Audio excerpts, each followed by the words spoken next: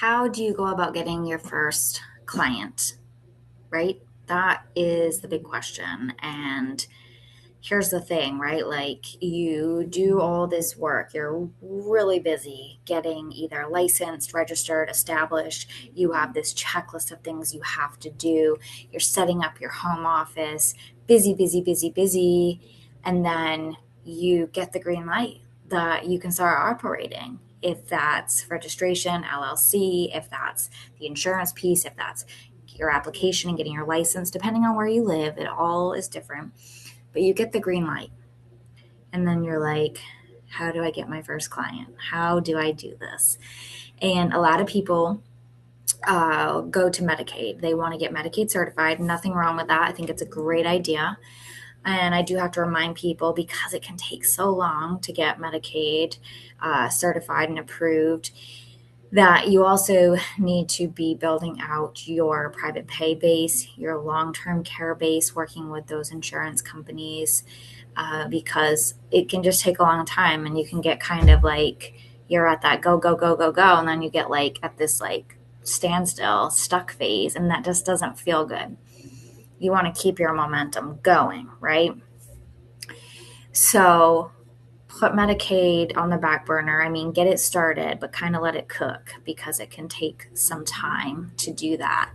And your Medicaid referrals, there are a lot of people who need services and Medicaid is their payer. So, I mean, that's going to be great for you to be able to help those people that's their insurance provider, but it's not going to be like everything, right? I always say you need to diversify because you want to have income from several different payers to keep things going. And I do know some agencies who do not do Medicaid at all. They don't want to be Medicaid certified. They don't want to deal with the things that come with Medicaid certification. And so they are private pay only and long term care only. They may do VA.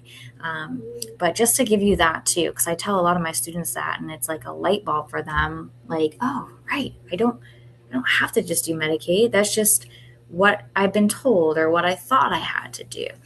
So I'm in Florida right now. I live in Maine, but I'm in Florida at the timing of this video. And I was thinking to myself, because I would love to live in Florida, it is much better weather for me. But what would I do if I don't really have any contacts here? What would I do if I wanted to start a home care agency here? And it gives me a different viewpoint because I always have my home care academy students, or owners as I like to call them, coming to me with these questions. And I also have other people coming to me with questions about how do I get a client. And if you're just starting out, like I would be if I decided to start an agency here, what I would do is I would get out in the community. And what that would look like is I would go to where my seniors hang out. And I think down here, because I'm going to use this as my example because I'm here, is they're going to be hanging out at different like bingo halls. And I know like we got those across the US, not just a Florida thing. So bingo, right? And maybe I can do a little advertising there. So I'm going to be using a little bit of money. I'm going to set an advertising budget. But I'm going to go there. I'm going to go to senior centers, right? And maybe I'm going to offer to do an activity or provide a snack or something that I'm engaging with the community. They're getting to know my face. I have maybe some pens, some magnets I can hand out about my home care agency. I'm also going to go to churches because that's a great place to build community. Often, also at churches, they have places where they do promote businesses, and so probably for a fee, which is fine because the money goes to church. That's a good thing. So I would definitely get connected with some area churches, senior centers, bingo. I love bingo. Um, And I would start there. Like those would be probably my top 3 places to start within the community. And then once I kind of had that's like a broad spectrum, right? Then I would try to niche down into different doctor's offices and build connection and rapport there.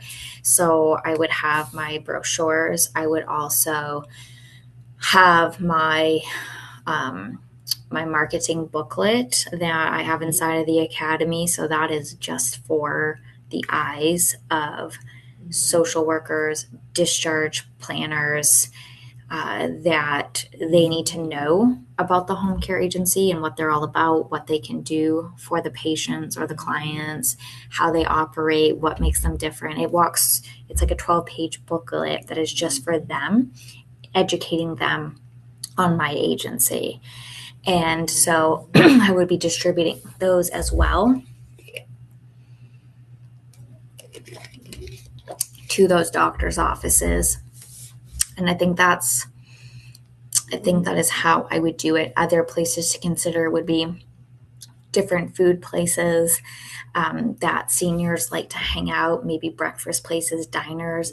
And those are really cool because they often have like those menus on their placemats that you can buy a little space and advertise there. So I am talking about my time and my dollars as far as advertising goes, but I think that's how I would approach it here for sure, as well as, your social media and letting people know through there. But I think the big thing is going to be community and like real FaceTime, real in person FaceTime, right? Getting out there and letting people know that you're here and or that you're in your community, you're there and available to help them in the services that you provide.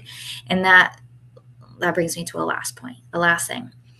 Looking in your community for different senior activities, and Facebook is great for this, the events, like an aging expo or anything like that, where you can be a vendor, as long as it's not too pricey. I don't like the ones that are too expensive. I don't want to deal with that. But as long as it's within your budget, I would absolutely do that. Healthy aging expos, things of that nature.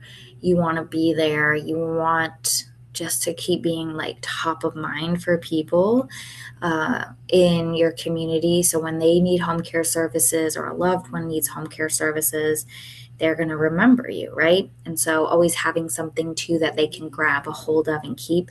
Business cards are great. Magnets are even better if you can swing it because it goes on the fridge. They're not going to lose it, right? I love a magnet. So hopefully this helps and gives you some ideas of where to start getting your first client. And it doesn't necessarily have to be Medicaid. We can go for building those relationships and doing the private pay. And with your long-term care, that's also going to be private pay.